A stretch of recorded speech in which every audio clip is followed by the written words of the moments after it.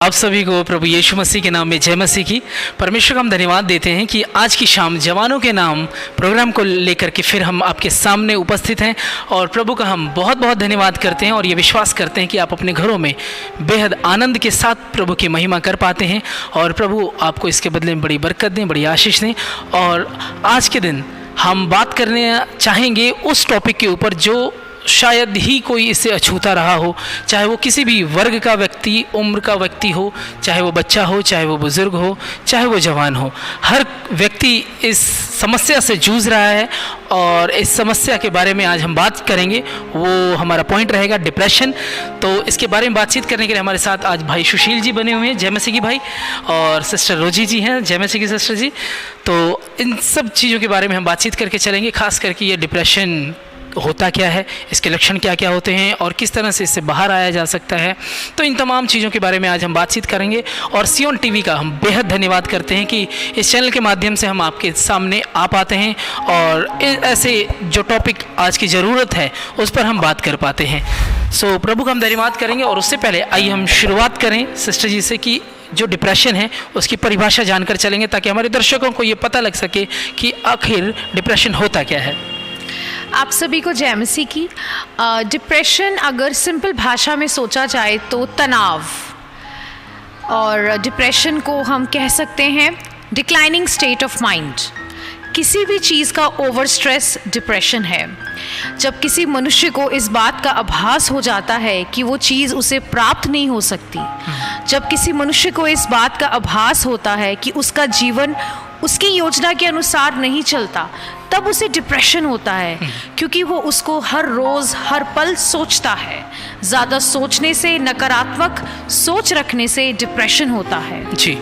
और मैं अपने दर्शकों को इसके लक्षण बताकर चलना चाहूँगा कि आप अपने जीवन में इन चीज़ों को देख सकते हैं कि लक्षण क्या होते हैं डिप्रेशन के, जो अधिक, जैसा सिस्टर ने बेहद सुंदर तरीके से बताया कि किसी भी काम में जब हम सोचते हैं, सोचना एक साधारणतया हमारे जीवन में होता है, वो अच्छा होता है, लेकिन किसी भी चीज़ को लेकर के अधिक सोचना, एक्सेसिव लेवल पर सोचना हमारे लिए वो डिप्रेशन को लीड करता है, डिप्रेशन को लेकर के आता है। उसके कारण क्या क्या होते हैं, उसके लक्षण की बात करके चलेंगे हम कि कई बार क्या होता है कि छोटी छोटी बातों पर हमें अधिक गुस्सा आने लगता है। कई बार क्या होता है कि हमें नींद नहीं आती है। कई बार हमें ध्यान केंद्रित करने में दिक्कत आती है कि अगर जो हम स्टडी कर रहे हैं, पढ़ने वाले बच्चों के जीवन में अक्सर ये सिस्टर जी देखा गया है कि बच्चे आजकल ध्यान नहीं केंद्रित कर पा रहे, उनके ऊपर भी स्ट्रेस है। कहीं ना कहीं देखा जाए कि अधिक से अधिक मार्क्स लेकर के आना है, एग्ज़ाम आगे हैं, लॉकडाउन के बीच में उनके पास मोबाइल है तो उनके होमवर्क की टेंशन है कि हमें ऑनलाइन स्टडी करनी है, ये टाइमिंग है। तो कहीं ना कहीं देखा जाए वो छोटे से बच्चे जो छोटी उम्र के भी हैं वो भी इन चीज़ों से गुजर रहे हैं। और जो लक्षण हैं उसमें मैं आपको बड़े ही कम शब्द में बता देना चाहता हूँ कि कुछ लोगों को ऐसा हमेशा मन करता है कि वो अकेले रहना पसंद करने लग जाते हैं अगर वो डिप्रेशन से जूझ रहे हैं। थकान, कमजोरी रहना, चिड़चिड़ापन रहना, और भी तरह की अगर जो मेडिकल साइंस की बात करें तो कई तरह की चीज़ें शरीर में हमारे होना शुरू हो जाती हैं जिसके द्वारा हम डिप्रेशन में और उन चीज़ों को लेकर के अपने आप को परेशान रहना हम शुरू हो जाते हैं। तो इन चीज़ों से हम बाहर भी निकलने के लिए आज बातचीत करेंगे, लेकिन उनके कारण क्या होते हैं वो पहले हम जानकर चलेंगे भाई सुशील जी से। जी, इसके पीछे सुनील भाई कोई स्टिक जवाब नहीं है जी, क्योंकि डिप्रेशन किसी भी वजह से हो सकती है जी। वो किसी भी चीज़ को लेके होती है, क्योंकि एक व्यक्ति का चिंता में होना सामान्य बात है जी। विशेषज्ञों का मानना है हर एक व्यक्ति के डिप्रेशन में आने के पीछे किसी चीज़ की अहम भूमिका होती है। वो चाहे उसकी नौकरी हो, मैरिज लाइफ हो, या स्टडी के बेस पे कर लेते हैं, या किसी भी चिंता को लेके वो हो सकती है। तो उसके कारण ऐसे होते हैं जब इंसान डिप्रेशन में चला जाता है वो हमेशा उसी चीज़ के बारे में सोचता रहता है कि आज मैंने ये काम किया था तो इसमें भी सक्सेस नहीं हुआ, नेक्स्ट हो गया उसमें भी नहीं हुआ। वो उसके दिमाग में वही चीज़ चलती रहती है जिससे वो डिप्रेशन में जाता है। उसे रात को नींद नहीं आती जी। उसके अंदर चिड़चिड़ापन शुरू हो जाता है, वो किसी से भी बात नहीं करना चाहेगा, वो अकेला रहना चाहेगा जी। और इसके डिप्रेशन के थ्रू ही मैं आपको अपने जीवन की एक छोटी सी टेस्टमनी देना चाहूँगा सुनील भाई, जो मेरे अपने व्यक्तिगत जीवन में हुई है। जब मैंने मसीह को कबूल नहीं किया था, उससे पहले का जो मेरा जीवन था तो मैं अपनी जॉब में बहुत अच्छी पोजीशन पे था, पर फिर भी कहीं ना कहीं कोई ना कोई कमी रह जाती है जो हमारे लिए चिंता का विषय बनती है जी। और उसकी वजह से हम आगे नहीं सोच पाते हैं कि हमें क्या करना है, और हमें दिमाग के अंदर ऐसी बातें चलती रहती कि नहीं यार ये चीज़ कर लेता तो ज़्यादा अच्छा रहता, या स्टडी कर लेता और अच्छी पोजीशन पे मैं चला जाता जी। तो माइंड हमें ब्लॉक कर देता है कि हम डिप्रेशन ऐसी भयानक बीमारी है जो हमें सुसाइड तक भी लेके जाती है जी। जिस तरह मैं आपको बताता हूँ, मैं जॉब के लिए घर से निकला और थोड़ी ही दूर जाके मुझे ऐसा महसूस होने लग गया यार मैं काम कर रहा हूँ, मेरी कोई ऐसी प्रोग्रेस नहीं हो रही, मैं 3-4 साल से वर्क कर रहा हूँ, काम मेरा अच्छा है, बॉस भी खुश है, सब कुछ खुश है, पर फिर भी मैं चिंता में क्यों, मैं पीछे क्यों। फिर शायद मैंने 1-2 जॉब भी छोड़ी हैं, पर फिर भी वहीं पे यही दिक्कतें आती रही मुझे जी। फिर लास्ट माइंड में एक ही चीज़ है, जैसे हम डिप्रेशन कह सकते कि नहीं यार ये जीवन बेकार है, कि हमें इसे समाप्त कर देना ही अच्छा है। तो गाड़ी हमने साइड में लगा के सोचा कि अब लुधियाने से कहीं दूर चले जाते हैं, उसके बाद देखते हैं कि अपने जीवन को ख़त्म कर देते या यहाँ से दूर चले जाएंगे, वो ज़्यादा अच्छा रहेगा। तो ऐसा भी मैंने किया। जब आप डिप्रेशन में गुजर रहे थे, जो दौर से गुजर रहे थे आप, उस वक्त आपको ख्याल आया कि मुझे सुसाइड कर लेना चाहिए? जी, मुझे बिल्कुल ऐसा लग रहा था कि मुझे अपने जीवन को समाप्त कर देना चाहिए, क्योंकि उसमें मेरी मैरिज भी हो चुकी हुई थी जी। और 3-4 साल तक मेरा काम कोई सेट नहीं हो रहा था, आज इधर जॉब उधर जॉब कर रहा हूँ। फिर माइंड में कैसे रहता है ये कब तक चलता रहेगा जी। और हमेशा उसी चीज़ को लेके चिंता में रहना। जी। फिर मैं उस चीज़ के लिए मैं लगभग जलंधर बाईपास तक चला गया था जो लुधियाना में हमारे है जी। फिर वहाँ पे जाके फिर भी मैं वहाँ पे जाके ये कह सकता हूँ कि वचन में से कह सकता हूँ कि परमेश्वर की निगाहें हम पे थी, चाहे बेशक मैं उस समय मसीह में नहीं था जी। परमेश्वर ने वहाँ पे मुझे रोक दिया, मेरे दिमाग में कुछ ऐसी चीज़ें डाली कि नहीं अभी भी तू बहुत कुछ कर सकता है जी। तो फिर मैं वहाँ से रिटर्न हुआ। अगर परमेश्वर की आपने बात की, अगर परमेश्वर ना हमारे जीवन में कार्य करें तो कई बार ये देखा गया कि जो लोग डिप्रेशन का शिकार हैं कहीं ना कहीं उनके सोचने और समझने की जो शक्ति है वो बिल्कुल ख़त्म हो जाती है। जी बिल्कुल हो और नकारात्मक विचारों की वजह से अक्सर ये लगता है कि जो अब फैसला हम कर रहे हैं वो बिल्कुल सही है। बिल्कुल सही है। ऐसा कुछ व्यक्तिगत रूप से आपने तजुर्बा किया? बिल्कुल जी, ऐसे ही किया हुआ था, क्योंकि मुझे तो सिर्फ यही लगता कि अपनी जीवन को समाप्त कर देना या परिवार को छोड़ के चले जाना ही ठीक है, क्योंकि यहाँ रह के उन पे बोझ पड़ने से अच्छा है कि हम कहीं सेपरेट हो जाएं। जी। फिर मैं आपको यही कहना चाहूँगा कि परमेश्वर की निगाहें लगी रहती हैं अपने बच्चों के ऊपर, जो चीज़ मुझे मसीह में आने के बाद पता लगी। जी। जब मैं वहाँ से वापस आया तो ये सब बातों को मैंने अपने घर में डिस्कस किया कि आज मैं ये करने जा रहा था। तो फिर भी मैं कह सकता हूँ कि मसीह के बारे में मेरे फादर साहब को पहले से ज्ञान था जी, जिन्होंने मुझे बोला कि आप जो इधर उधर फालतू सोचते हो अपनी जॉब के बारे में या किसी भी चीज़ के बारे में, बीमारी ज़्यादातर ये बीमारी ही ऐसी है जो मैं दर्शकों को बता देना चाहता हूँ कि ये बीमारी ही ऐसी है कि आप किसी भी चीज़ को लेकर के अधिक सोचना जब शुरू कर देते हैं तो कहीं ना कहीं आप डिप्रेशन का शिकार होना शुरू हो जाते हैं और आपको पता भी नहीं लगता कि आप उस स्टेज पर चले जाते हैं जब जो शैतान है, जैसे बाइबल की भाषा में अगर जो हम बात करें, जो हमारे मसीही दर्शक हैं वो इस चीज़ को भली भांति समझ सकते हैं कि जो शैतान है वो अपना कार्य करना चाहता है और वो हमेशा उन लोगों को जो प्रभु के लिए कुछ कर सकते हैं वो उन लोगों को उसका शिकार जरूर बनाता है कि कहीं ना कहीं। अब अगर जो बात करें हमारे पूरे विश्व भर की, सच्चाई पूरे विश्व भर की बात करें तो ये विश्व भर में सबसे ज़्यादा होने वाली चौथी बीमारी है जिसको डिप्रेशन कहते हैं और कई मेडिसिन्स इसके लिए ईजाद की जा चुकी हैं लेकिन फिर भी लोगों को फ़र्क नहीं पड़ रहा।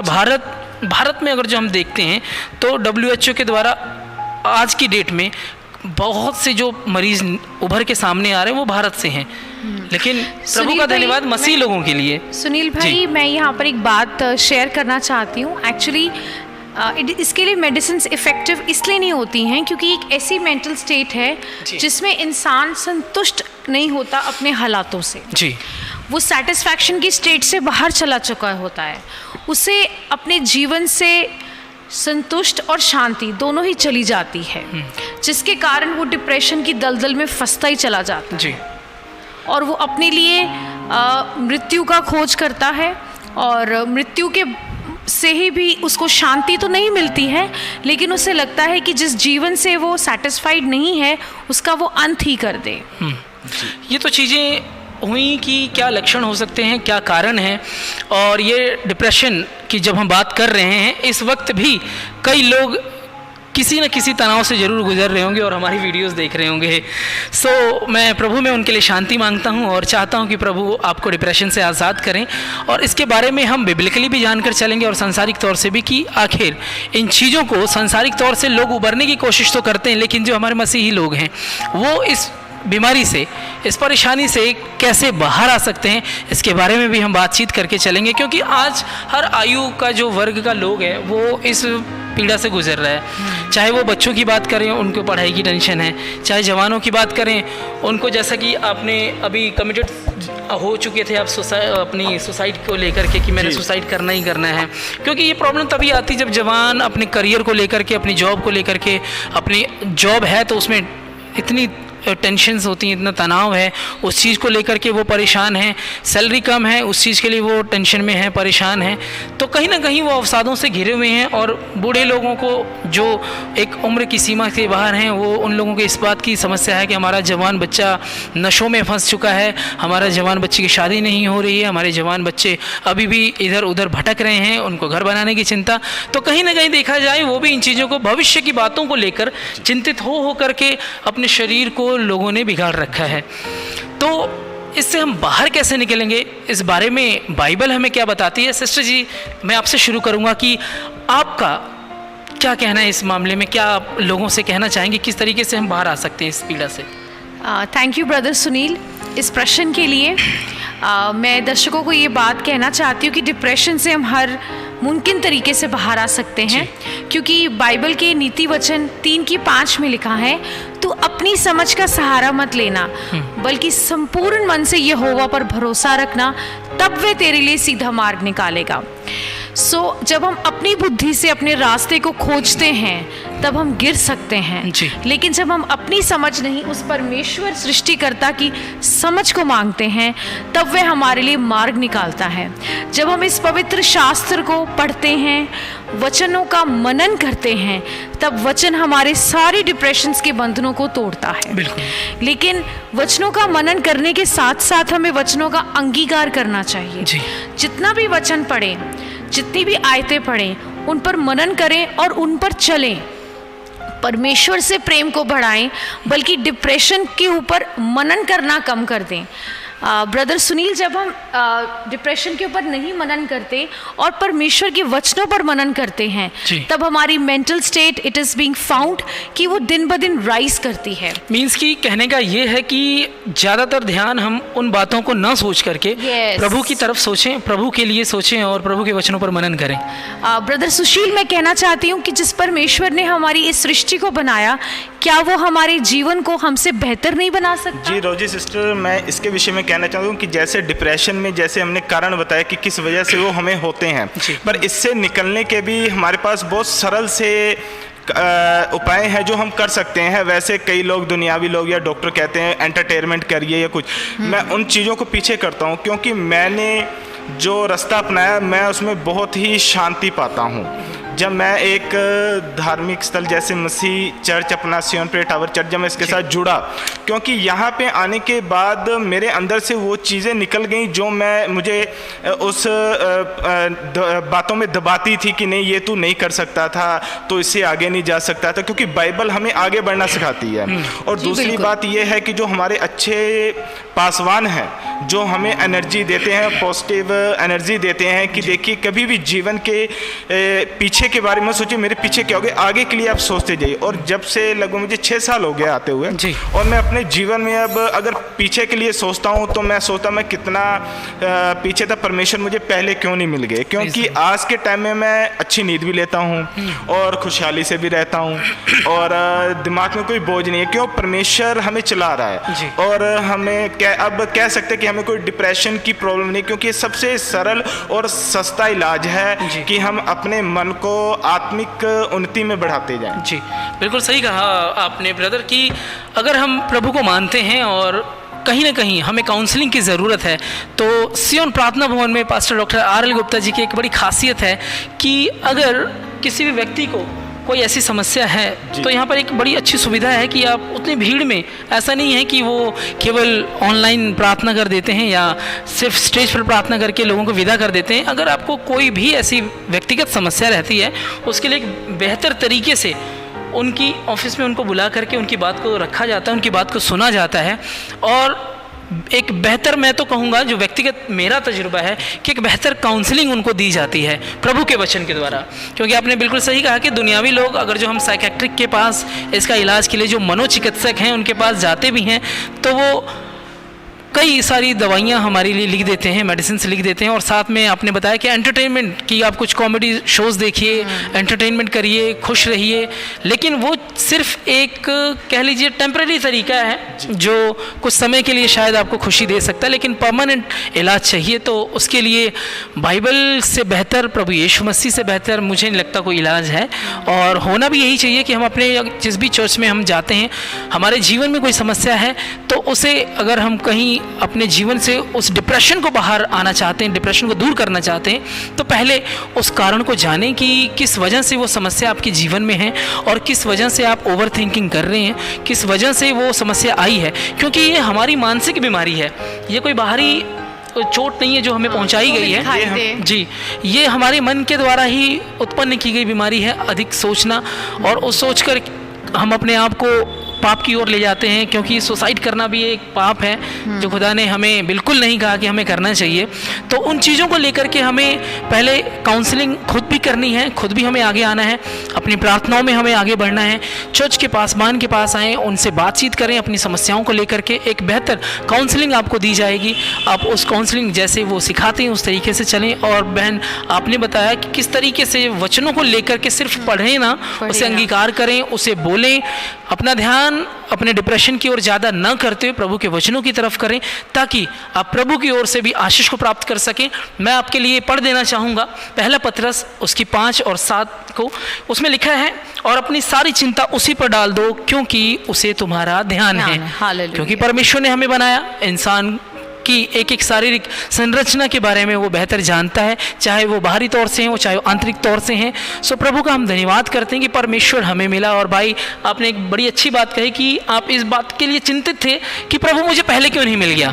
तो इस संदेश, इस आज की शाम जवानों के नाम प्रोग्राम के माध्यम से भी जो लोग इस प्रोग्राम को सुन रहे हैं, अगर आप किसी भी ऐसी समस्या से गुजर रहे हैं तो आप देर ना करें, आज ही आप प्रभु यीशु मसीह को अपना उद्धारकर्ता ग्रहण करें और प्रभु के वचनों को आप माने। अगर आप नज़दीक लुधियाना के नज़दीकी क्षेत्रों में रहते हैं और आप तक ये प्रोग्राम पहुंच रहा है, तो आप सियोन प्रार्थना भवन जो पुलिस कॉलोनी के नज़दीक जमालपुर में है, आप यहाँ आ सकते हैं और आप यहाँ प्रार्थना करके, प्रार्थना करवा कर प्रभु के द्वारा आशीष को प्राप्त कर सकते हैं। आप कहीं बाहर हैं तो आप अपने किसी भी नज़दीकी चर्च में जाकर प्रभु के वचनों को सीख सकते हैं, ताकि आप ऐसी समस्याओं से बाहर आ सकते हैं। ज़िंदगी को ख़त्म कर लेना ही कोई परमानेंट हल, सॉल्यूशन नहीं है। इसका जीता जागता उदाहरण हमारे साथ हैं। तो ऐसी गवाहियों के साथ हमें बेहद खुशी होती है। और इस यूथ के प्रोग्राम का हमारा यही उद्देश्य है, हमारे चर्च के पासबान का यही उद्देश्य है कि लोग मोटिवेट किए जाएं। लोग किसी भी समस्या में हैं, किसी भी परेशानी में हैं, तो उससे उबर कर बाहर आएँ। एक बाइबल का बड़ा मधुर वचन है जो परमेश्वर ने लिखा है, खुद ही कहा है, ए बोझ के दबे हुए लोगों, तुम मेरे पास आओ, मैं तुम्हें विश्राम दूंगा। जी। सो परमेश्वर के पास जो विश्राम है वो आजकल के डॉक्टर्स के पास या साइकेट्रिस्ट के पास या इवन काउंसलर्स के पास भी नहीं है। सच में विश्राम प्रभु यीशु मसीह के पास है, क्योंकि उसने अपने आप को क्रूस पर कुर्बान करके अपने लहू का कतरा कतरा बहाकर हमें मोल खरीदा है और हम पर अपनी मोहर लगाई है। तो किसी प्रकार का कोई डिप्रेशन या कोई बंधन हमें बांध नहीं सकता। इन वचनों का जब हम अंगीकार करते हैं, परमेश्वर का प्रेम हमें खींचता है और प्रेम हमें हर एक दुख, तकलीफ और भय से आज़ाद करता है। सो मैं दर्शकों को ये कहना चाहती हूँ कि अपनी अभिलाषाओं से नहीं, परमेश्वर से प्रेम करें, क्योंकि उसका प्रेम निस्वार्थ है। वो स्वर्ग को छोड़कर हमारे पास आया और उसने हमें गले लगाया, उसने खुद कांटों का मुकुट पहना ताकि हम जीवन पा सकें। सो भला एक छोटी सी परेशानी को ज़्यादा सोचने पर हम क्यों डिप्रेशन की खाई में गिरें? उसे अपने ऊपर हावी ना होने दें हम अपने आप, बिल्कुल भी। और परमेश्वर के वचन की तरफ तरफ बढ़ें, परमेश्वर को पुकारें। जिस प्रकार हम अय्यूब को देखते हैं, अय्यूब एक बहुत ही सच्चा, सीधा और खरा मनुष्य था, पर फिर भी परिस्थितियों के कारण उसके जीवन की धन दौलत, इवन उसके बच्चे, सब कुछ उससे चला गया। लेकिन उसने एक बात कही जो मेरे मन को बहुत छूती है, यहोवा ने दिया और यहोवा ने लिया, उसी का नाम धन्य है। ये बात मेरे मन को इतनी ज़्यादा छूती है कि मुझे प्रेरणा मिलती है। आप बताइए ब्रदर सुशील, आपको इस वचन से कैसा महसूस होता है? बिल्कुल, मैं सभी दर्शकों को ये बताना चाहता हूँ जो डिप्रेशन में है, क्योंकि हमें जो हम सारी दिहाड़ी जॉब में लगे रहते हैं, वीकली कोई छुट्टी नहीं, कुछ नहीं, हमें हफ्ते में एक दिन संगति में जरूर देना चाहिए। हमें बाइबल का मनन करना चाहिए, हमें बाइबल को जानना चाहिए वो हमें क्या सिखा रही है।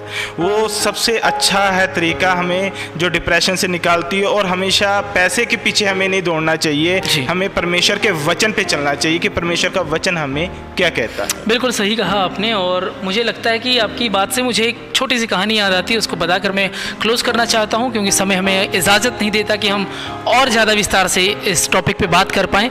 क्योंकि जब हम अपने जीवन में होते हैं, जैसा कि आपने बताया कि हम भागदौड़ भरी ज़िंदगी में लगे हुए हैं कि और पैसा और मेहनत और ओवर टाइम करके हम अपने जीवन को सरल बना सकते हैं, एक लग्जीरियस ज़िंदगी जी करके हम अपने आप को खुश कर सकते हैं। ऐसा बिल्कुल नहीं होता है, ये बिल्कुल व्यर्थ की बातें हैं, और अपने आप को हम कहीं ना कहीं और ज़्यादा डिप्रेस करते हैं इन कामों से। अगर नेचुरल सी बात है, अगर आप मोबाइल स्क्रीन पर हमें देख रहे हैं, अगर आप बिल्कुल आंखों के करीब करके देखेंगे तो आपको शायद धुंधला नजर आए या तो बिल्कुल ना नजर आए। तो ऐसा ही हमारे जीवन में होता है कि हम अपनी लाइफ में इतने नज़दीकी से हम लोग अब घुस चुके हैं, इतने नज़दीक आकर अपने जीवन में हम देखते हैं अपनी लाइफ को, हमें कुछ भी नज़र नहीं आ रहा। भाग दौड़ कर रहे हैं सुबह से लेकर शाम तक, शाम को लेकर नाइट भी लगा रहे हैं, ओवर टाइम भी कर रहे हैं। तो कहीं ना कहीं हमें ज़रूरत है उस चीज़ से थोड़ा सा पीछे आएँ और देखें कि लाइफ क्या है। क्योंकि डिप्रेशन में अक्सर ऐसा होता है कि लोग बिल्कुल नज़दीक आकर के ये सोचते हैं कि बस यही हल है, यहाँ पे हमें समाप्ति कर लेनी चाहिए। लेकिन अगर आप पीछे आते हैं, प्रभु की ओर ताकते हैं, क्योंकि परमेश्वर का पवित्र कलाम जो हमें हमेशा हिम्मत देता है, वो कहता है अपना बोझ परमेश्वर पर डाल दे, वो तुझे संभालेगा। और एक और आयत मैं आपके लिए पढ़ देना चाहता हूँ, यूहन्ना 16 उसकी 33 में लिखा है, तुम्हें मुझ में शांति मिले, संसार में तुम्हें कलेश होता है, परंतु ढारस बांधो, मैंने संसार को जीत लिया है। तो प्रभु यीशु मसीह ने हमसे ये वायदे किए हैं, इन वायदों पर अटल रहें, बने रहें। परमेश्वर आपको बड़ी आशीष दे, और ये विश्वास करते हैं कि आज की इस चर्चा के द्वारा आप लोगों ने बड़ी आशीष को प्राप्त किया होगा। और सियोन टीवी चैनल के माध्यम से जितने भी दर्शक हमें देख रहे हैं, अगर आपको ये चीज़ें अच्छी लगी, आप लाइक कर सकते हैं, और अन्य लोगों तक आप इसे पहुँचाना चाहते हैं तो इस प्रोग्राम को आप शेयर करें अधिक से अधिक लोगों तक। और अगर आपने अब तक सब्सक्राइब नहीं किया है तो सियोन टीवी चैनल को जरूर सब्सक्राइब करें। परमेश्वर आप सबों को बड़ी आशीष दें। जय मसीह की।